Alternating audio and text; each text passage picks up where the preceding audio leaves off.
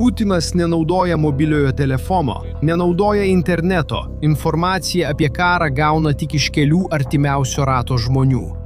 Ir kai jo paties gynybos ministras bando įspėti, kad Ukraina valdo dangus su naujos kartos dronais, kurių Rusija nesugeba įveikti, žinote, ką jis daro.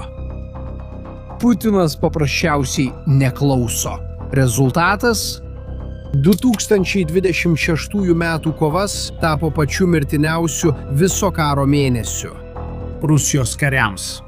Ir patys Kremliaus propagandistai, tie patys žmonės, kurie metus šlovino invaziją, dabar atvirai sako, kad Rusijos puolimas pateko į aklavietę.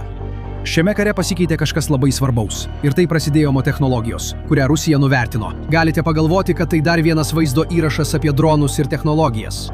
Tačiau kai pasieksite pabaigą, suprasite, kad tai, kas vyksta, yra kur kas rimčiau nei atrodo.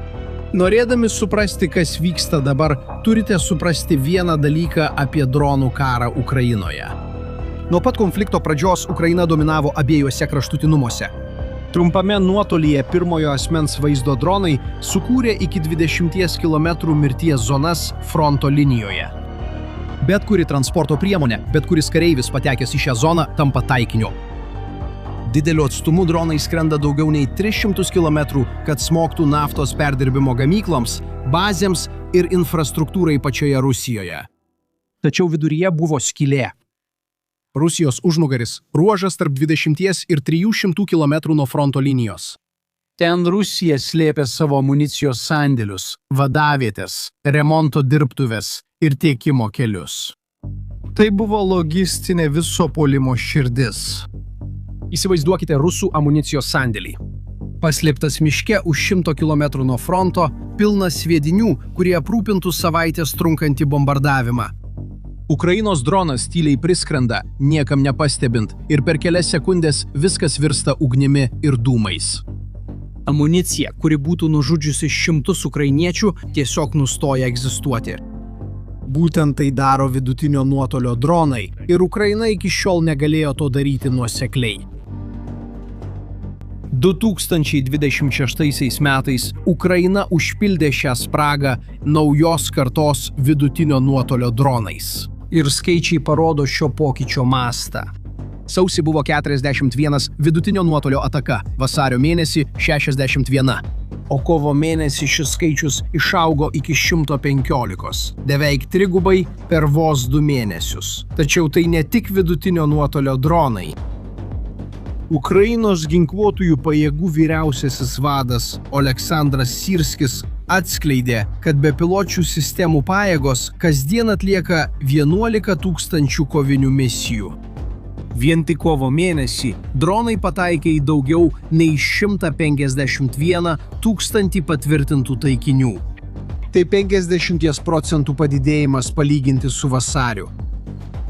Buvo sunaikinti 143 rusų sandėliai ir logistikos objektai.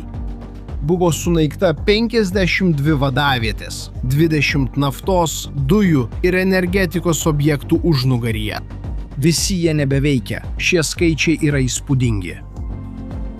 Tačiau kyla natūralus klausimas. Kaip Ukraina sugebėjo atverti šiuos oro koridorius? Ar Rusija neturėjo priešlėktuvinių sistemų būtent tam, kad tam užkirstų kelią? Turėjo. Ir čia istorija tampa dar įdomesnė. Ukraina pradėjo tikslingą kampaniją medžioti ir naikinti Rusijos oro gynybos sistemas. Ypač Pancir, pagrindinę mobiliąją sistemą, sukurtą aptikti ir numušti žemo aukščio dronus. Kiekvienas šios sistemos vienetas kainuoja nuo 15 iki 20 milijonų dolerių.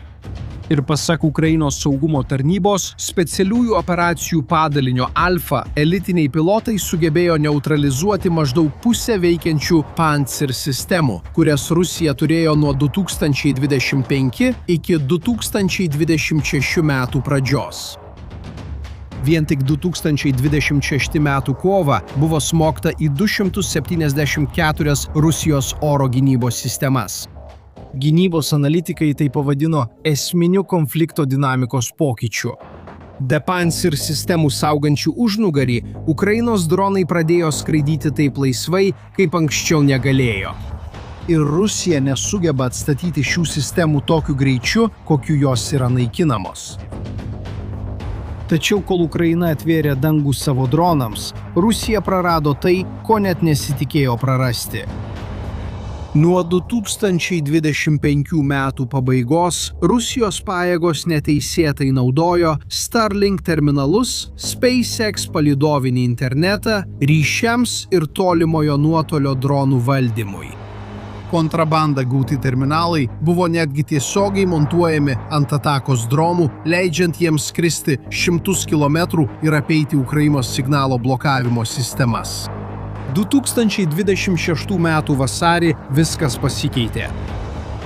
Ukrainos gynybos ministras Michailas Fedorovas susitarė su SpaceX dėl patikros sistemos. Iš esmės tai buvo leidžiamų terminalų sąrašas.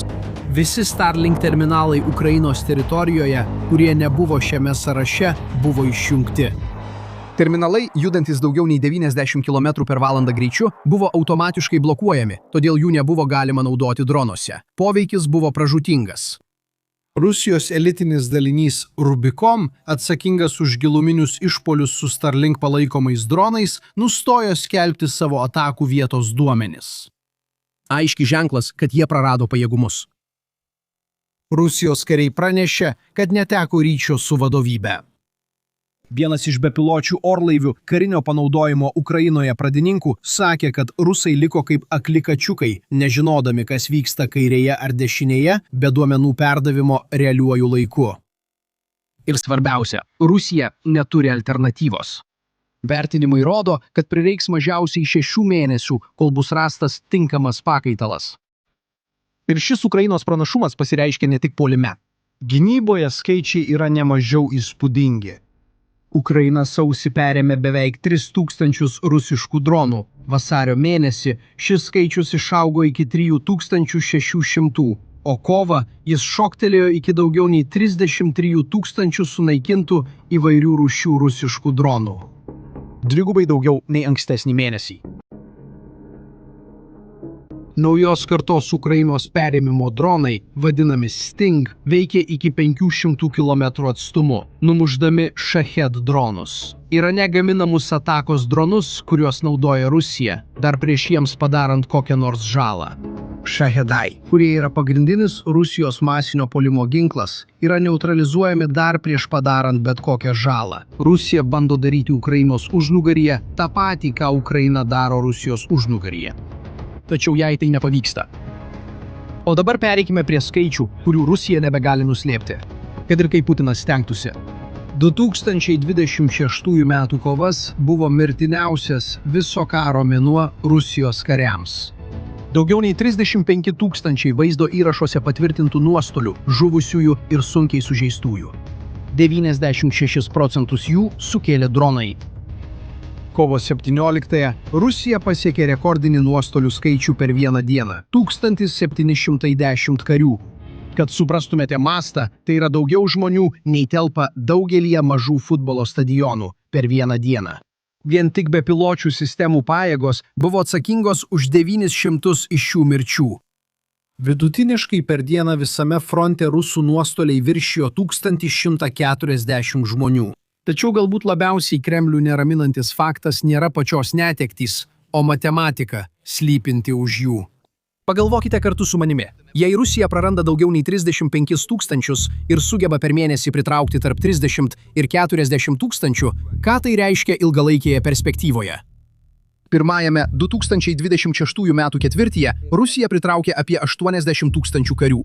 Per tą patį laikotarpį ji prarado daugiau nei 90 000. Pirmą kartą nuo invazijos pradžios Rusija praranda daugiau žmonių, nei sugeba papildyti. Suomijos prezidentas Aleksandras Stubbas apibendrino situaciją. Kiekvienam žuvusiam Ukrainos kariui tenka 5 žuvę rusai. O teritorijos užėmimo kaina beveik patrigubėjo. Daugiau nei 300 nuostolių vienam užimtam kvadratiniam kilometrui. 2026 metais beveik 3 kartus daugiau nei ankstesniais metais. Rusija moka vis brangiau už vis mažiau teritorijos. Tačiau tai, ką dabar jums papasakosiu, galbūt yra pats netikėčiausias faktas iš visų. nes Ukrainos dronai taikosi ne tik į karius, jie smogia ir Putino piniginiai. Kovo pabaigoje ir balandžio pradžioje Ukraina surengė virtinę atakų prieš Ust-Lugos ir Primorsko uostus Baltijos jūroje, esančius daugiau nei už 1000 kilometrų nuo fronto linijos. Ust-Luga buvo atakuotas bent 5 kartus per 10 dienų. Primorskas, kuris yra vienas didžiausių Rusijos naftos eksporto terminalų, taip pat buvo priverstas sustabdyti savo veiklą. Kartu šie du uostai per dieną perkrauna apie 2 milijonus naftos barelių. Tai yra maždaug 40% Rusijos jūrinių eksporto apimčių. Per savaitę nuo kovo 22 iki 29 dienos bendras Rusijos naftos eksportas sumažėjo 43%. Buvo išsiųsti tik 22 tanklaiviai, 15 mažiau nei įprastai. Numatomas nuostolis? Vieną savaitę prarasta $1 milijardas naftos pajamų. Tai tuo metu, kai naftos kainos kilo dėl krizės Irane. Rusija galėjo uždirbti kaip niekada anksčiau. Vietoj to stebi, kaip dega jos naftos saugojimo rezervuarai. Buvęs Jungtinių valstijų centrinės žvalgybos agentūros direktorius generolas Davidas Petraeusas nuėjo dar toliau. Ir prognozavo, kad Ukraina turės svarbiausią ginklų ir karinės technologijos pramonę laisvajame pasaulyje. Su savaitiniais programinės įrangos atnaujinimais ir techninės įrangos pakeitimais kas kelias savaitės. Ukrainos inovacijų greitis yra tai, ko Rusija, turinti biurokratinę struktūrą ir pasipriešinimą pokyčiams, tiesiog negali prilygti. Ir čia mes grįžtame prie pagrindinio šios istorijos taško. Nes visa tai – vidutinio nuotolio dronai, Pansir sistemų sunaikinimas, Starlink blokavimas, masinis perėmimas, rekordiniai nuostoliai, degantys uostai. Visa tai sukelia efektą, kurio Rusija jau nebegali suvaldyti šalies viduje. Balsai, kurių Putinas nenori girdėti, darosi vis garsesni. Gynybos ministras Andrejus Belousovas, žmogus, kurį Putinas kruopščiai pasirinko modernizuoti Rusijos ginkluotasias pajėgas. Remiantis pranešimais, sklindančiais Rusijos aukščiausiuose sluoksniuose, jis pranešė prezidentui, kad bepiločių orlaivių situacija yra kritinė.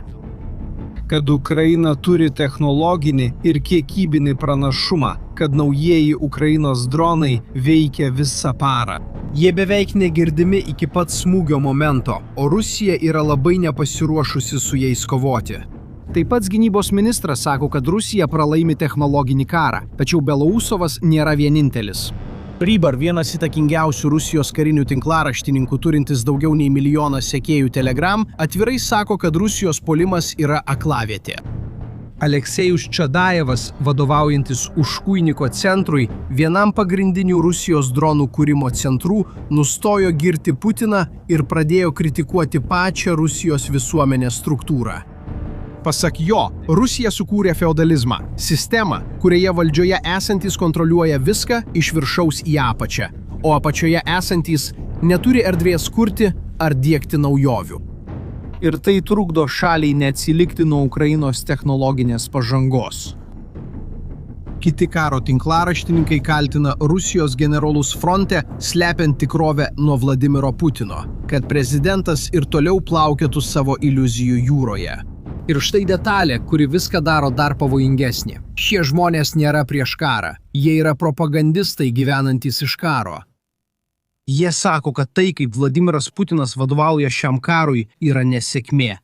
Ir kai tavo patys propagandistai pradeda sakyti, kad tu pralaimi, problema yra daug didesnė nei bet koks išorinis priešas.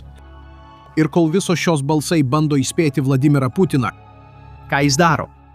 Kovo pabaigoje, tą patį mėnesį, kai Rusija pasiekė visų laikų aukščiausius nuostolių rekordus, Vladimiras Putinas pateikė Ukrainai 2 mėnesių ultimatumą pasitraukti iš Donbaso. Numanoma grėsmė buvo ta, kad Rusija puls ir laimės, ir nori sužinoti kaip. Pavasario puolimas, kurį Rusija pradėjo kovą, neatnešė jokių realių laimėjimų. Per paskutinės šio mėnesio savaitės Rusija iš tikrųjų prarado teritorijų. Ir kol Vladimiras Putinas grasino, jo uostai degė, jo kariai žuvo santykių 5-1, o jo paties gynybos ministras situaciją vadino kritinę. Realybė yra tokia. Ukraina sukūrė technologinį pranašumą, kuris veikia visose srityse vienu metu – fronte, užnugaryje, oro gynyboje ir Rusijos ekonomikoje.